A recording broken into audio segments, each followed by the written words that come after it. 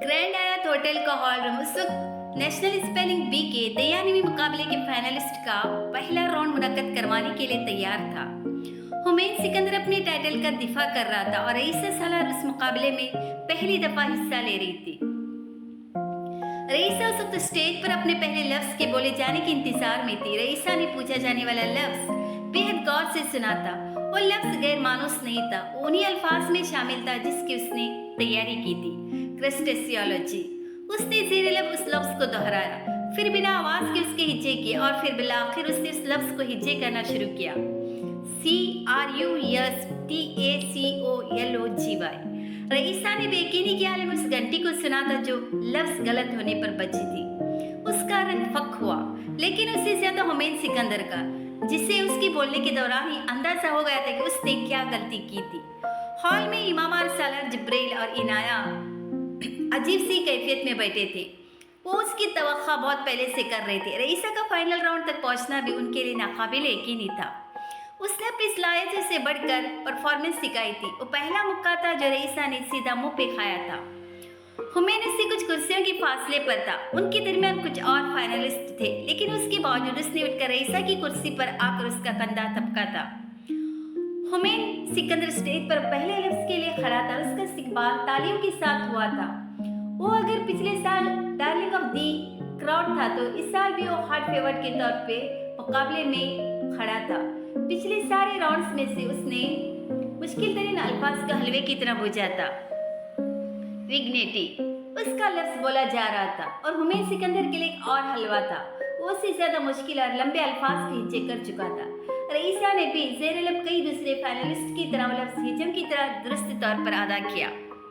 VIGNETTE bell बजी। Hall में सख्ता हुआ, फिर सरगोशियां उभरी, फिर प्रोनाउंसर ने दुरुस्त स्पेलिंग अदा की। हुमैन ने सर झुकाकर जैसे अपनी गलती का इतराफ किया और अपनी कुर्सी की तरफ चलना शुरू किया। वो उस मुकाबले का पहला अपसेट था। पिछले साल का चैंपियन अपने पहले लफ्ज को हिज्जे करने में नाकाम रहा था। हॉल में बैठे सालार, इमामा, जिब्रील और इनाया बैक वक्त परेशानी की अजीब कैफियत से गुजरे थे। वो एक ही राउंड में रईसा की नाकामी देखकर हुमैन की कामयाबी पे तालियां नहीं बजाना चाहते थे और उन्हें बजानी भी नहीं पड़ी थी, लेकिन हुमैन से लफ्ज पूछना गैर मुतवक्का था। लेकिन उन्हें अंदाजा नहीं था उस दिन उन्हें वहां बैठे मुकाबले के आखिर तक उसी सूरत हाल का सामना करना पड़ेगा। रईसा अगले दो लफ्ज भी न बोल सकी थी, हुमैन सिकंदर भी। वो दोनों फाइनल मुकाबले के इब्तिदाई मरहले में ही मुकाबले से आउट हो गए थे। रईसा की परफॉर्मेंस गैर मुतवक्का नहीं थी, लेकिन हुमैन सिकंदर की ऐसी परफॉर्मेंस उस रात एक ब्रेकिंग न्यूज थी। पिछले साल का चैंपियन मुकाबले से आउट हो गया था और हुमैन के चेहरे का इत्मीनान वैसा ही था जैसे उसे कोई फर्क ही न पड़ा हो। वो दोनों मुकाबले से बाहर होने के बाद अपने माँ बाप के पास आकर बैठ गए थे। दोनों ने उन दोनों को थपका था, तसल्ली दी थी। यही काम जिब्रील और इनाया ने भी किया था। बहुत अच्छे। उन्होंने अपने छोटी बहन भाई का हौसला बनाया था। उन्होंने इस साल के नए चैंपियन को भी देखा था और इनामात के ढेर को भी जो उस पर निछावर किए जा रहे थे। रईसा का गम जैसे कुछ और भी बढ़ा। उस सालार सिकंदर का नाम रोशन न कर सकी थी जैसे उनके बड़े बहन भाई करते थे। ऊन जैसी नहीं थी, उसे शरीर एहसास से कमतरी हुआ।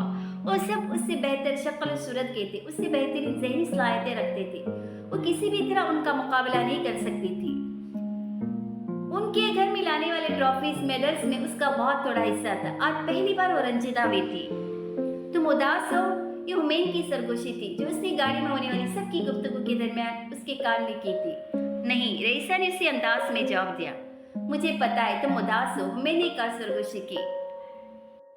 तुम नेक्स्ट ईयर जीत सकती हो, उसने जैसे रईसा को आस दिलाई। मुझे पता है, लेकिन अगला साल बहुत दूर है, उसने मध्यम आवाज में कहा। हुमैन ने उसकी कमर में गुदगुदी करने की कोशिश की। वो सुकड़ कर पीछे हटी। उसे हंसी नहीं आई थी, वो हंसना चाहती भी नहीं थी। मैं भी तो हारा हूँ। हुमैन को उसकी मूड का अंदाजा हो गया था। तुम जीते भी तो थे ना, उसने जवाबन कहा।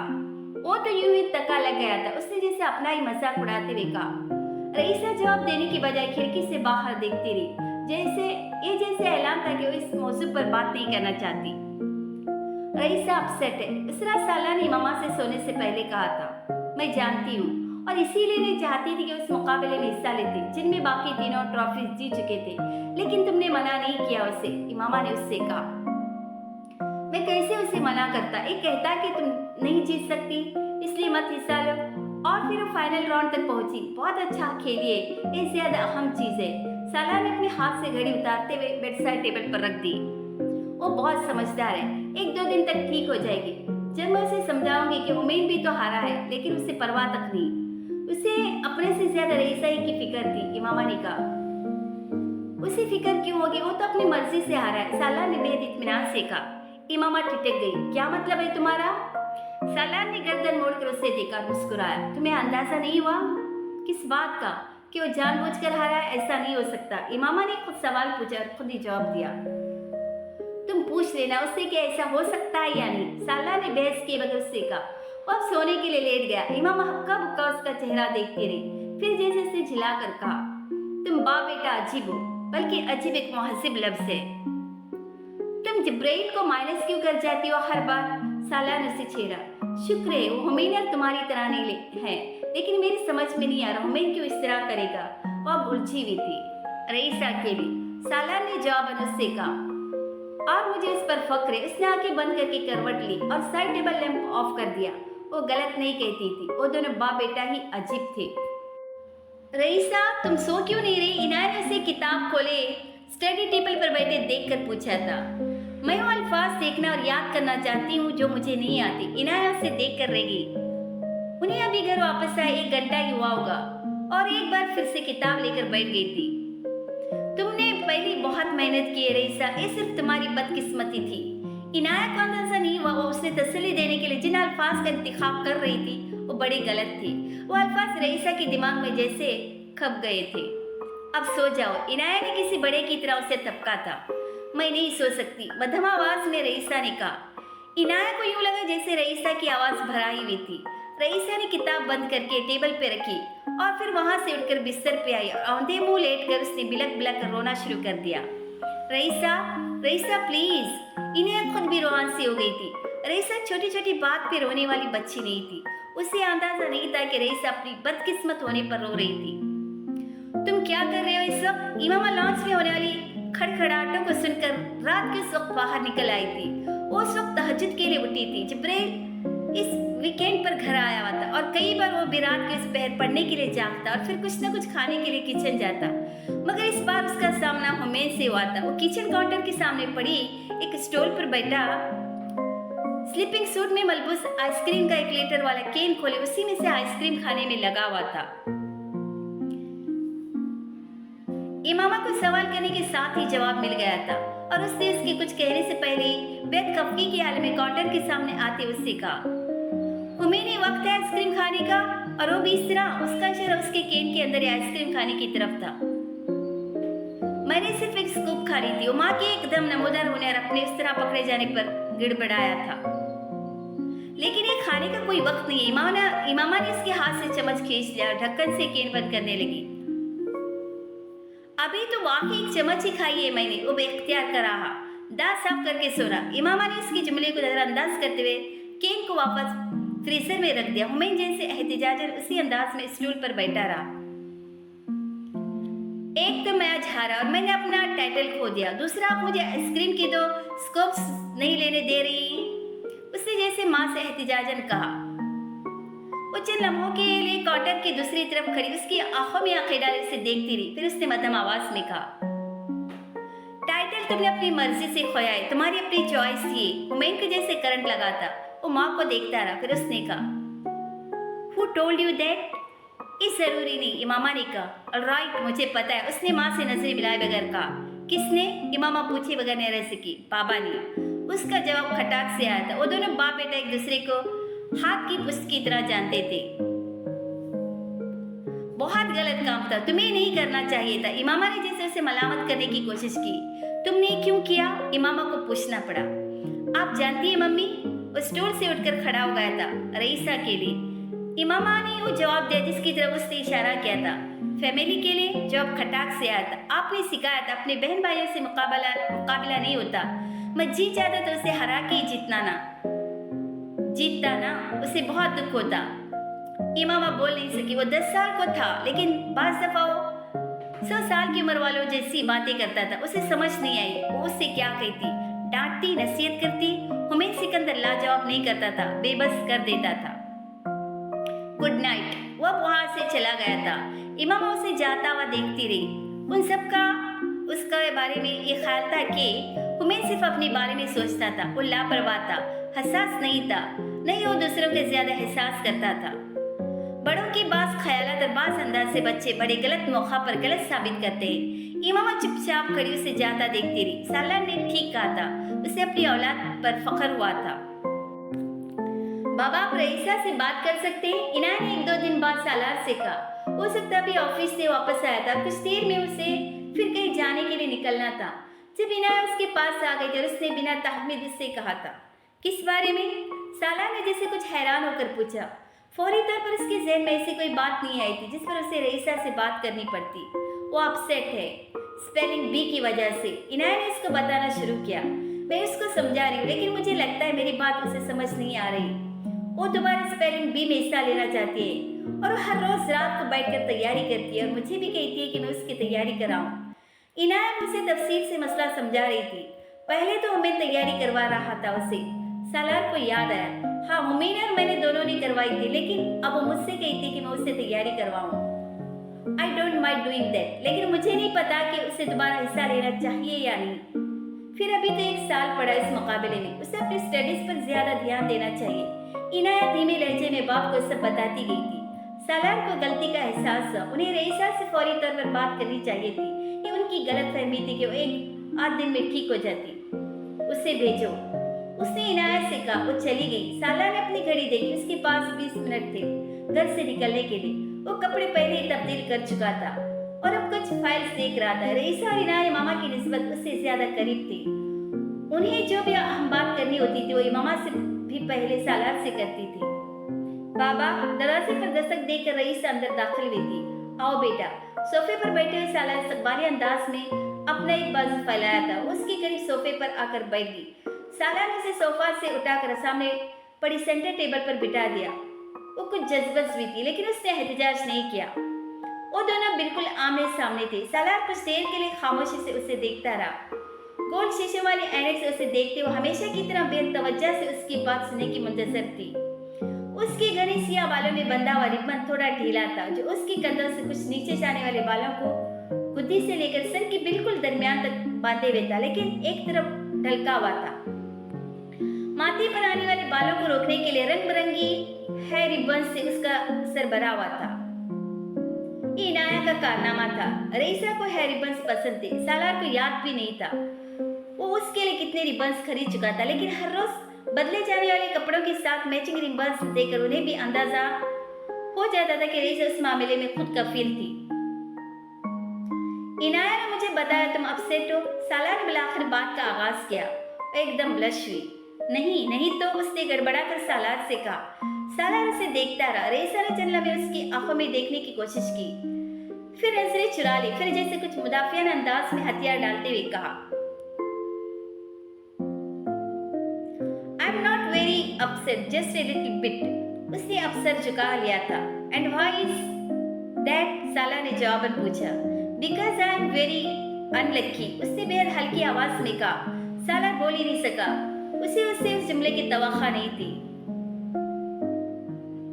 That's so wrong to say, Raisa. सालार सीधा बैठे बैठे आगे को झुक गया। वो कहीं नहीं अपने घुटनों पर टिका, इसके दोनों हाथ पकड़े हुए था। उसके हाथों पर आंसू के कतरे गिरे थे। वो सर झुकाए बाप के सामने बैठी अब रो रही थी। उसकी क्लासेस धुंधला गए थे। सालार को तकलीफ हुई। ये पहला मौका था उसने रईसा को इस तरह रोते देखा था। इनाया बात बात पर रो पड़ने वाली थी, रईसा नहीं। वो हिचकियों के दरमियान कह रही थी, नो यू आर नॉट। सालार ने उसके ग्लासेस उतारते हुए मेज पर रखा और रईसा को उठाकर गोद में बिठा लिया। वो बाप की गर्दन में बाजू डाली उसके साथ लिपटी हुई रो रही थी, जैसे स्पेलिंग बी आज ही हारी थी। सालार कुछ कहे बगैर कंसोल करने वाले अंदाज में उसे थपकता रहा। आई लेट यू डाउन बाबा। हिचकियों के दरमियान उसने रईसा को कहते सुना। बिल्कुल भी नहीं Raisa, I am very proud of you, Salar ने उससे कहा। इमामा बिल्कुल उसी लम्हे कमरे का दरवाजा खोलकर अंदर आई थी और वहीं ठिठक गई थी। सालार ने होठों पर उंगली के इशारे से उसे खामोश रहने का कहा था। मैंने इतनी मेहनत की थी, लेकिन मैं कभी हुमैन, जिब्राइल भाई और इनाया आपी की तरह कुछ भी जीत नहीं सकती, क्योंकि मैं लक्की नहीं हूँ। वो इसके सीने में मुंह छुपाए अपने दिल की भड़ास निकाल रही थी। सालार की तरह इमामा को भी अजीब तकलीफ हुई थी उसकी उस बात से। वो सोफा पर आकर सालार के बराबर बैठ गई थी। कॉफी का मग उसने टेबल पर रख दिया जो सालार को देने आई थी। ये सालार नहीं था, इमामा थी जिसने रईसा पर जान मारी थी। उसकी लर्निंग डिसेबिलिटीज दूर करने के लिए, उसे बोलना दुरुस्त बोलना सिखाने के लिए, उसे पढ़ना लिखना सिखाने के लिए सालार ने सिर्फ उसे एडॉप्ट किया था। इमामा ने उसकी जिंदगी बदल दी थी और उसका ख्याल था अब सब कुछ ठीक था, लेकिन वो फर्क जो अपने आप में और उन तीनों में देख रही थी उसने उन दोनों को ही परेशान किया था। वो रोने धोने के बाद अब खामोश हो गई थी। सालार ने उसे खुद से अलग करते हुए कहा, इनफ। रईसा ने गीले चेहरे के साथ सर हिलाया। उसके बाल एक बार फिर बेतरतीब थे, रिबन एक बार फिर ढीला हो चुका था। सालार से अलग होते उसने इमामा को देखा था और जैसे कुछ और नादम हुई। सालार ने उसे एक बार फिर टेबल पर बिठा दिया। तुम्हें क्यों लगता है वो तीनों लक्की और तुम नहीं? सालार ने उसे बिठाने के बाद उसके गीले ग्लासेस उठाकर टिश्यू से उसके शीशे रगड़ते हुए उससे पूछा, क्योंकि वो जिस चीज में हिस्सा लेते वो जीत जाते हैं। मैं नहीं जीतती। वो एक बार फिर रंजीदा हुई। वो एग्जाम्स में मुझसे अच्छे ग्रेड्स लेते, मैं कभी A+ नहीं ले सकती। मैं कोई भी ऐसा काम नहीं कर सकती जो नहीं कर सकते, लेकिन वो बहुत से ऐसे काम कर सकते जो मैं नहीं कर सकती। 8 साल की वो बच्ची एबो एवरेज थी, लेकिन उसका तजिया एक्सीलेंट था। दुनिया में सिर्फ हर मुकाबले जीतने वाले लक्की नहीं होते, सब कुछ कर जाने वाले लक्की नहीं होते। लक्की वो होते जिन्हें ये पता चल जाएंगे वो किस काम में अच्छे हैं और फिर वो उस काम में एक्सेल करें और फालतू कामों में अपनी एनर्जी जाया न करें। वो उसे समझा रहा था। रईसा के आंसू थम चुके थे। वह बाप का चेहरा देख रही थी। You have done exceptionally well, लेकिन बस तुम स्पेलिंग बी में इतना ही अच्छा परफॉर्म कर सकती थी। वहाँ कुछ बच्चे ऐसे होंगे जो तुमसे ज्यादा अच्छे थे और उन्होंने तुम्हें हरा दिया, लेकिन उन दर्जनों बच्चों का सोचो जिन्हें तुम हरा कर फाइनल राउंड में पहुंची थी। क्या वो भी अनलकी है? वो क्या ये सोच ले कि वो हमेशा हारते रहेंगे? सालार उससे पूछ रहा था। रईसा ने बेख्तियार सर नफी में हिलाया। हुमैन जिब्रेल और इनाया कभी स्पोर्ट्स में इतने एक्सेप्शनल नहीं रहे थे जितने बहुत से दूसरे बच्चे, इसलिए मत कहो सब कर सकते। इस बार इमामा ने उसे समझाया। रईसा ने सर हिलाया। बात ठीक थी, वो स्पोर्ट्स में अच्छे थे, लेकिन वो स्पोर्ट्स में अपने स्कूल के सबसे नुमाया स्टूडेंट्स नहीं थे। तुम्हें अब ये देखना है कि तुम किस चीज में बहुत अच्छा कर सकती हो और फिर तुम्हें इस चीज में दिल लगाकर काम करना है। कोई भी काम इसलिए नहीं करना कि वो जिब्रेल हुमैन और इनाया कर रही। सालार ने बेहद संजीदगी से कहा, ये जरूरी नहीं होता कि सिर्फ A+ वाला ही जिंदगी में बड़े काम करेगा।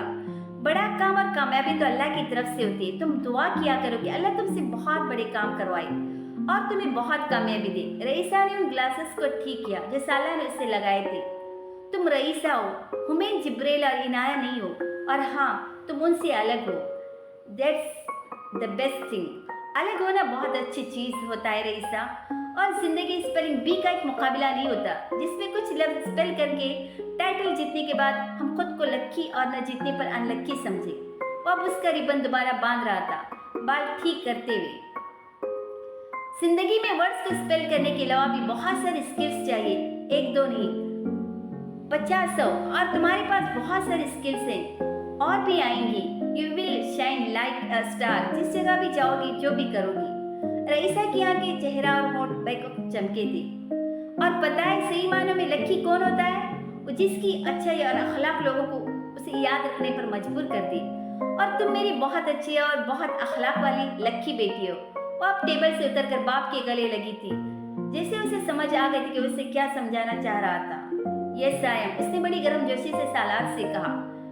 उससे अलग होकर वो इमामा के गले लगी। इमामा ने उसके हेयर रिबन्स निकालकर ठीक किए। सालार ने कॉफी का एक सिप लिया और उसे अधूरा छोड़कर वहां से चला गया। उसे ताखिर हो रही थी। बाबा मुझसे खफा तो नहीं हुए ना? सालार के जाने के बाद रईसा ने इमामा से पूछा। नहीं, खफा नहीं हुए, लेकिन तुम्हारे रोने से हमारा दिल दुखा। इमामा ने जवाबन कहा, I am so sorry mummy, मैं दोबारा कभी नहीं रोऊंगी। उसने इमामा से वादा किया। इमामा ने इसे थपका। तुम मेरी बहादुर बेटी हो। इनाया आपी की तरह बात बात पर रोने वाली तो नहीं। रईसा ने पुरजोश अंदाज में सर हिलाया। उसके माँ बाप उसे सबसे ज्यादा बहादुर और अखलाक वाला समझते थे और इसे पता ही नहीं था। वो बातचीत 8 साल रईसा के जहन में नक्श हो गई थी। इमामा और सालार को दोबारा कभी उसको ऐसी बात किसी बात पर समझाना नहीं पड़ा था। उसे अब ये तय करना था कि वो किस काम में अच्छी थी, किस काम में एक्सेल कर सकती थी। उसके बाप ने उसे कहा था, लक्की वो था जो एक बोझ लेता और फिर अपनी एनर्जी किसी और चीज में जाया करने की बजाय उसे एक चीज में लगाता। रईसा भी लक्की की उसी तारीफ पर पूरा उतरने की जिद्दोजहद में मसरूफ थी। हुमैन सिकंदर का इंतखाब MIT के स्प्लैश प्रोग्राम में हो गया था। वो अपने स्कूल के इस प्रोग्राम के लिए मुंतखब होने वाला पहला और वाहिद बच्चा था। उस प्रोग्राम के तहत MIT हर साल गैर मामूली ज़हानत के हामिल कुछ बच्चों को दुनिया की इस मुमताज़ तरीन यूनिवर्सिटी में चंद हफ्ते गुजारने और वहाँ पढ़ाने वाले दुनिया के काबिल तरीन असातिज़ा से सीखने का मौका देती। ये बेहतरीन दिमागों को बेहद कम उम्र में खोजने, परखने और चुनने का MIT का अपना एक अमल था। ईमावार सालार के लिए हुमैन सिकंदर के स्कूल की तरह बेहद एजाज की बात थी, लेकिन उसके बावजूद वे जानने पर के हुमैन सिकंदर का इंतखाब हो गया था फिक्रमंद हुए थे। वो जिब्राइल सिकंदर को तनहा कहीं भी भेज सकते थे, लेकिन हुमैन को अकेले इस उम्र में इतने हफ्तों के लिए कहीं भेजना उनके लिए बेहद मुश्किल फैसला था। खासतौर पर इमामा के लिए जो उस 10 साल के बच्चे को खुद से अलग करके उस तरह अकेले भेजने पर बिल्कुल तैयार नहीं थी। लेकिन स्कूल का इसरार और हुमैन की जिद थी जिसने उसे घुटने टेकने पर मजबूर कर दिया था।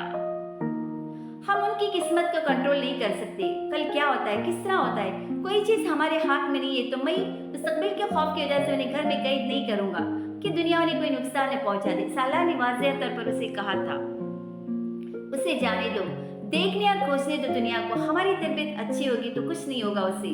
उसने इमामा को तसल्ली दी और वो भारी दिल से मान गई थी।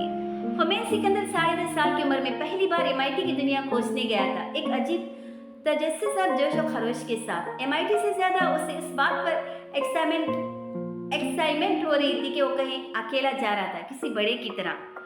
उसे घर से भेजते उन सब का ख्याल था वो वहाँ चंद दिन से ज्यादा नहीं रह पाएगा, एडजस्ट नहीं होगा, होम सिक हो जाएगा और वापस आने की जिद करेगा। उनकी तवक्कुआत बिल्कुल गलत साबित हुई थी। ऐसा बिल्कुल नहीं हुआ था। हुमैन सिकंदर वक्ती तौर पर ही सही, लेकिन वहां जाकर वो सब कुछ भूल गया था। वो दुनिया थी और दुनिया ने उस 10.5 साल के बच्चे को बुरी तरह फैसिनेट किया था। उस दुनिया में ज़हानत वाहिद शनाख्ती अलामत थी और बेहद ज़हीन था।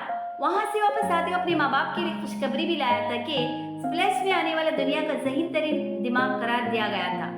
150 की ज़हानत रखने वाले सिर्फ चंद बच्चों में से एक जिन्होंने इस प्रोग्राम को उस शनाख्त के साथ अटेंड किया था और अपनी सलाहियतों के हिसाब से उन बच्चों में से फहरिस्त। हुमैन सिकंदर को न सिर्फ उसकी ज़हनी सलाहियतों की वजह से सिंगल आउट किया गया था, बल्कि MIT ने उसे उन बच्चों में भी सैर फहरिस्त रखा था जिनकी परवरिश MIT मुस्तकबिल के ज़हीन तरीन दिमागों की खोज के प्रोग्राम के तहत करना चाहती थी। और हुमैन बेहद खुश था। उस सब के अगराज और मकासद से पूरी तरह बाखबर न होने के बावजूद वो सिर्फ इस बात पर खुश था कि उसे अब बार बार MIT में जाने के मौका मिलने वाले थे, क्योंकि उस इदारे ने कुछ मुंतखब बच्चों के लिए हर साल MIT के कुछ प्रोग्राम्स में शिरकत ओपन कर दी थी। इन बच्चों की ज़हानत को एक टेरिब्यूट या प्रिविलेज थी। मुझे हर साल वहां जाना है, उसने घर आते ही खाने पर माँ बाप को इत्तला दी थी, जिन्होंने उसकी बात को ज्यादा तवज्जो से नहीं सुना था। अगर किसी चीज पर सालार सिकंदर ने गौर किया था तो वो इतने दिन उनसे अलग रहने के बावजूद बेहद खुश और मुतमईन था। नहीं, मैंने किसी को मिस नहीं किया, मैंने वो बहुत एंजॉय किया। उसने अपनी असली साफ गोई का मुजाहरा करते मामा की एक बात के जवाब में ऐलान किया था और वो दोनों इसे देख कर रह गए। वो बड़ा होता है, ऐसी बात करता तो ज्यादा गौर न करते, लेकिन वो एक बच्चा था और अगर किसी जगह के माहौल में इस कदर मगन हो गया था कि उसे अपनी फैमिली भी भूल गई थी और अपने घर और घर वालों से स्ट्रॉन्ग बॉन्डिंग होने के बावजूद उन्हें भूल गया था। तो ये कोई बड़ी हौसला अफजा बात नहीं थी उन दोनों के लिए।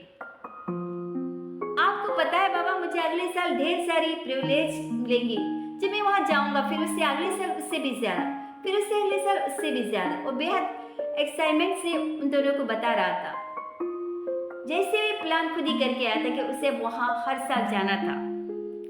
आपको पता है, मैं MIT की किसी भी समर प्रोग्राम के लिए अप्लाई करूं तो मुझे एनरोल कर लेंगे वो, और मुझसे कोई फीस नहीं लेंगे, बल्कि मुझे वहाँ सब कुछ फ्री मिलेगा। उसका ख्याल था कि उसके माँ बाप इस खबर पर उसकी तरह एक्साइट हो जाएंगे, और एक्साइट नहीं हुए थे, वो सोच में पड़ गए थे। तो बाबा, आप मुझे हर साल वहाँ भेजा करेंगे ना? उसे बिलाखिर सालात से कहा, वो जैसे आते ही जाने की यकीन दहानी चाहता था। अगला साल बहुत दूर है उमेर, जब अगला साल आएगा तो देखा जाएगा, साला ने गोलमोल अंदाज में उसकी बात का जवाब देते हुए कहा। लेकिन हमें प्लानिंग तो अभी से करनी चाहिए ना। वो हुमैन को देखकर रह गया था। पहली बार काम को प्लान करने की बात कर रहा था। ये उस नन्हे जहन में मैटी का पहला असर था। मैंने सोचा है मैं मैटी से ही पढ़ूंगा, उसने जैसे बाप को बताया था। बहुत ज्यादा वो दोनों उसकी बात से महफूज हुए। वहां जाने से पहले तक वो तालीम में दिलचस्पी न रखने का ऐलान करता रहता था और उसका यकीन था दुनिया का बड़ा इंसान वो होता है जो सिर्फ हाई स्कूल तक पढ़े और बस। और वो जो चूंकि खुद भी एक बड़ा इंसान बनना चाहता था तो वो भी सिर्फ हाई स्कूल तक ही पढ़ना चाहता था। और उसके बाद साला ने उससे पूछा, उसके बाद मैं नोबेल जीतूंगा। उसने बेहद इत्मीनान से कहा था, यूं जैसे वो स्पेलिंग बी की बात कर रहा हो। वो दोनों उसका चेहरा देखकर रह गए।